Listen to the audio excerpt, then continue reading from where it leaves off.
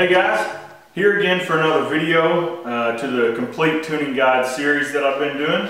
Sorry it's been so long since I've posted a video, but I've had some laptop complications, I guess you could say. Some viruses has been keeping me from doing much with it, and honestly I've also had some tournaments coming up here that's been really important to me and that I want to prepare for a lot. So just now really getting back to doing some of this, and I actually have a couple more tournaments coming up the next 2 weeks, and so it may be a little bit before I get back to it again. But anyway, I want to continue this series on the Complete Tuning Guide, and today is just adding on the accessories, the sight, the stabilizer bar, that sort of stuff. And it's not anything groundbreaking, but I just kind of want to go through a few things here with you when I put all this together. So obviously we've got the Ritual set up with the arrow rest installed. We still haven't done anything with the peep sight, the D-loop, or anything along those lines yet, but I want to go ahead and put my equipment on the bow before I do the next step, which would be what I just discussed there, the peep sight and loop and things like that. So anyway, we'll get the sight put on here, and we're going to have some leveling to go through with the sights as far as the scope, third axis, second axis, all those sorts of things, and that'll probably be on part 2 of this video series. But today I just want to put the product on and show you a few things. So let's just get started. This is my hunting sight. This is a sight by CBE, 3-pin. It's adjustable as well. Gain adjustment where I can adjust the whole housing. I absolutely love this sight. Typically here in Arkansas, I never use more than that top pin to begin with, but occasionally if I go out west or if I'm up north, I can get a little bit further shots than I have here at home, so I like to have the ability to shoot long range, even though most of my shots are pretty close. So I'm also at this time not going to put on my quiver for the simple fact that I don't use quiver on the bow when I'm shooting it. Now I will carry my arrows in and out, but I take them off once I get to the tree stand. The Ritual, as I get started here, I noticed something. The Ritual has 2 mounting holes here for the sight, and when I say 2 mounting holes, I'm not talking about 2 mounting holes that your sight bracket has. They all have those 2, but it has 2, a high and a low screw hole that you can use depending on your peep height and how that translates to your sight. Now me personally, I know that I'm usually in the top hole with these, so I'm going to go ahead and install it here on the top. That gives me the most amount of adjustment with my sight up and down. So get this screwed on here. Obviously this adds weight to the right side of the bow, which brings me to the next step in this, which obviously I just mounted that. It's very simple, anyone can do that. The next step in this for me is actually adding my stabilizer bars. Now hunting has kind of transitioned over the years, or evolved over the years would be the better word for it.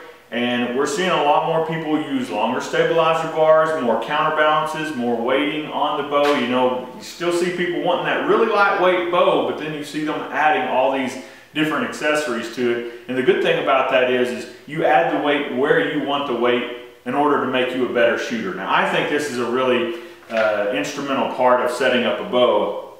I don't go with a long stabilizer bar for the front. This is only about a 12-inch to 11-inch rod.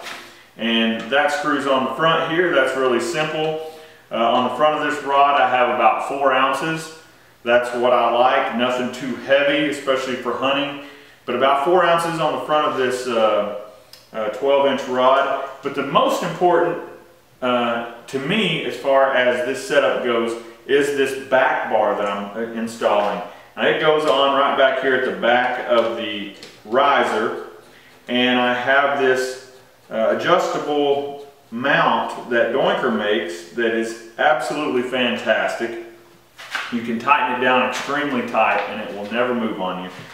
One thing I want to show you while I'm doing this, these are pretty neat tools. Outer Limit makes these tools, Outer Limit Archery, And basically what they are is it's just a longer fulcrum or a longer arm, kind of like a cheater bar for your wrenches. But I really like that because when you're dealing with these side rods, you have a lot of weight and tension that the stabilizer puts on these screws because of the weight and the amount of weight that you put on them. So it's nice to know you can get it really, really tight with these longer bars. This one actually will knock out this back screw right here for me. And then the larger bolt that I use will be right here on the side and underneath. Now this mount is called Mighty Mount by Doinker, and I really like it. Again, these are Doinker rods. This is actually a precision balance rod, which is made by Doinker, and it's just a different stabilizer bar, solid carbon, good rod, lightweight. But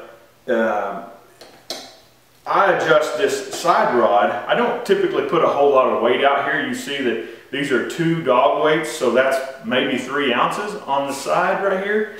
But what I like to do is I like to put it back far enough that it can counterbalance the weight that's on this side of the bow. So you have maybe only 3 ounces here, but you stick it out far enough that it counters all the extra weight that you have on this side of the bow. Plus you get it back far enough that it helps balance that as well. So without actually shooting this, I don't know exactly where it needs to be, but I'm going to go ahead and run it back about that far.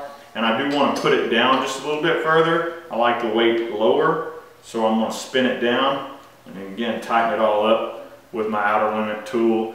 And then actually this will be something for me to get started with when I start the tuning process.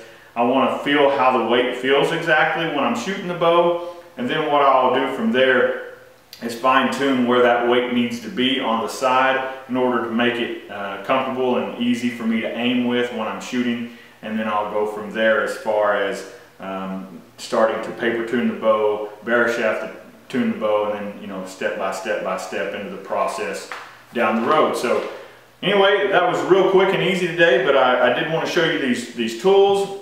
Here we are now with the bow set up, and the next step will be installing peep sights and the loop. But actually part 2 of this will be setting this 3rd axis and the 2nd axis on this side. Again, that's all for this episode. Get out to your local dealers and shoot the Ritual bow. I think you're really going to like it. Take the shootability challenge and honor the Ritual. So just a little something extra here at the end of the video. This is my paper tuning rack. It folds up nice and neat against the wall. This is where we have where I have my shooting lanes, so this is definitely not in the way. This is a 2-foot gas pipe that folds in and out from the wall, and you're going to need 3 90-degree elbows, and I leave the bottom open. That way you can slide your paper back and forth onto the bar. I think this is an 18-inch bar, and this is an 18-inch bar, and this is a 2-footer. You'll need the wall attachment and the elbow that screws onto the wall as well.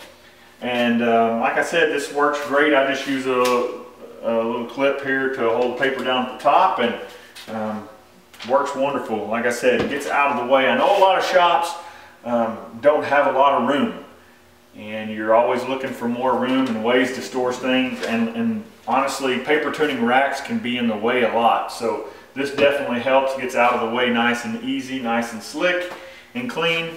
And as I said, definitely saves you a lot of space. I have also set one of these up before that was actually attached to the ceiling. So you could swing it up and down from the top of the ceiling with a little hook where you could hold it. But this worked better for me here, just being able to use it here on the wall. So just a tool of the trade that you guys can DIY yourself. I think that's DIY, not DIY yourself. But anyway, just thought you might want to see that.